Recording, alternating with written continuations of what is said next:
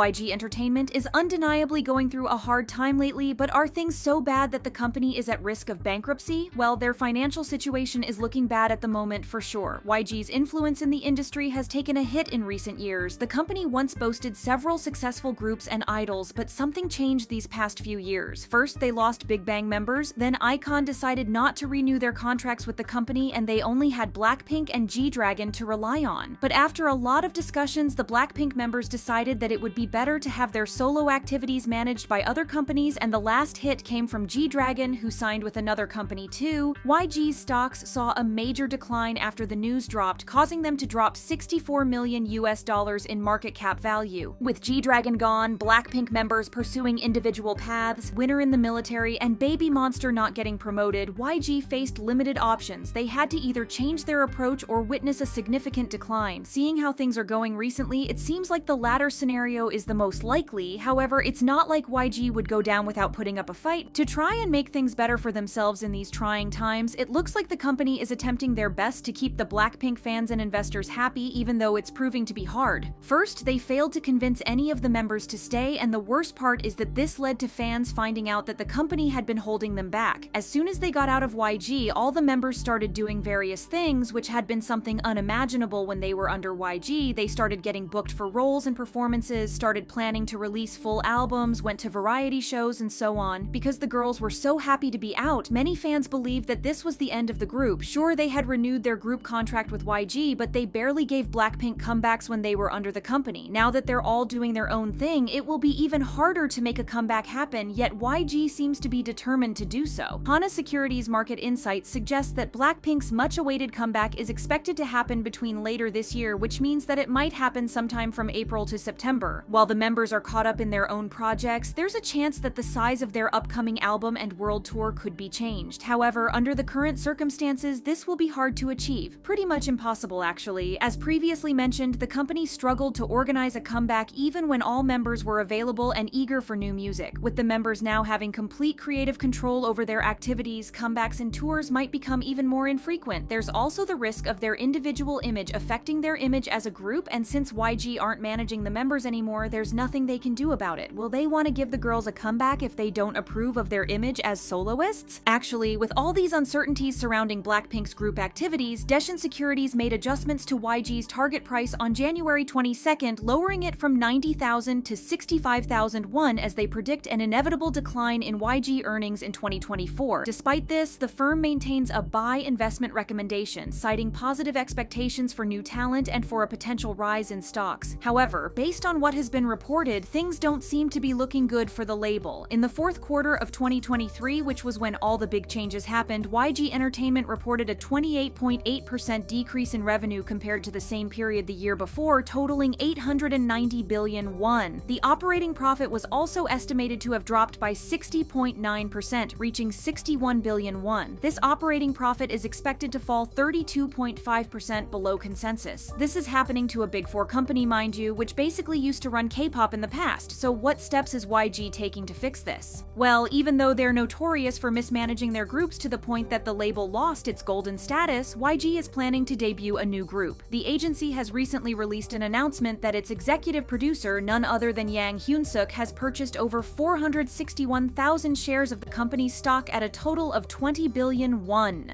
This was a rather strange decision, seeing as it would be logical for YG to distance themselves from young Hyun-suk as much as possible, considering his many scandals. But not only are they heavily associating with him, but are also involving him in the future plans of the company, much to the public's disdain. The company also shared their plans for the upcoming year, which is to focus on their existing artists like Treasure and Baby Monster and expressing their questionable intention to launch a new group. An official said they want to bring in at least one new group this year by discovering and supporting global talents through local auditions both domestically and internationally. The company claims that they're committed to creating growth by having artists involved in different activities, aiming to increase shareholder value globally. They also emphasized the importance of Yang Hyun-suk purchasing shares from the company, stating, "Executive producer Yang Hyun-suk's stock purchase marks the beginning of our collective determination and effort." People online are speculating that there's pressure to bring YG back to its former glory. However, many feel that the current approach is not the right way to do it, bit, especially considering the way the company has been running from the start. They had some of the most popular groups in their roster, and now that they're gone, you would think that they would at least focus on elevating their already existing groups to another level. For example, Baby Monster had a disastrous debut from start to finish. Not only was it delayed, but they also had their most popular member go on hiatus unexpectedly and be absent from the debut song. The debut itself felt rushed, with a song that seemed to have been taken straight from the Blackpink vault, and to top it all off, they didn't promote the song anywhere. They were the first girl group to debut under YG after Blackpink, so of course, expectations were high. However, their song Batter Up failed to chart anywhere, and with the number of groups debuting every day from small and big companies, they faded into obscurity without having a chance to prove themselves. So for YG to announce that they would be debuting another group without first focusing on their existing groups and the mistakes they're making at managing them felt like they were putting a band-aid over a bullet hole. It also seems like every time their groups don't hit instant success, YG considers them a lost case and abandons them for the shiny new artists. Instead of addressing their management issues, it appears that Hyun-suk is using Baby Monster to improve his image. He was the one to announce the full lineup, the one to reveal the agency's plans for the group, and the one to give us the most recent updates on them, as well as talk about Ayan's current status as a member. On January 24th, a video was uploaded on YG's official YouTube channel, with Hyun-suk himself announcing that Ayan had fully recovered and would join the group's next comeback. As for Baby Monster's activities for 2024, Hyun-suk revealed that they were preparing to release a mini-album by April 1st, as well as their first full album, which he said would be released by fall. Just as promised, the group will also release their pre-debut song Stuck in the Middle on February 1st. Other updates included the growing staff at YG Entertainment, which included the increase of their in-house producers to around 50 people, and the fact that Batter Up would be re-recorded to include Ahyeon's lines. Since this is the first time that Hyun-suk was getting so involved in one of their groups, so much so that he's delivering updates himself, it's being said that he's trying to prove to investors that he's a changed man. He lost Blackpink and G-Dragon because the company didn't pay enough attention to them nor their needs as artists, so now he is trying to say that he's here and he's listening to demands and making sure that they're delivered. But again, YG isn't exactly known for keeping promises, especially for their newly debuted groups. Back in 2016, YG shared their plans to continuously release Blackpink songs for 5 months straight, with 8 music videos, which according to them were currently in production. Blackpink released their 8th music video in 2020, 4 years after the initial promise was made, so it's not the first time that YG has gone far and beyond with their promises, only to abandon them when they got too lazy. Considering all this, you can't blame people for not believing that Baby Monster will get a single, a mini album, and a full album all in the same year, all on the dates they were promised. Also, now that they have 50 in-house producers, the groups might switch up their usual music style. Given YG's history, if these changes don't prove successful, there's a chance the artists will be put on the back burner. However, we can choose to think positively. Ayan is back, just as the company had promised, and Baby Monster have begun promoting their single, dropping on February 1st. These changes suggest that YG recognizes the mistakes they made with Blackpink and Big Bang, especially G-Dragon, and realize that if they don't improve, they could fail completely. There's hope for the promised Blackpink album and tour with new music, a potential full album by Baby Monster by the end of the year with promotions, and the debut of the new group YG promised for this year. Let's keep our hopes up because who knows, maybe the companies really want to be better.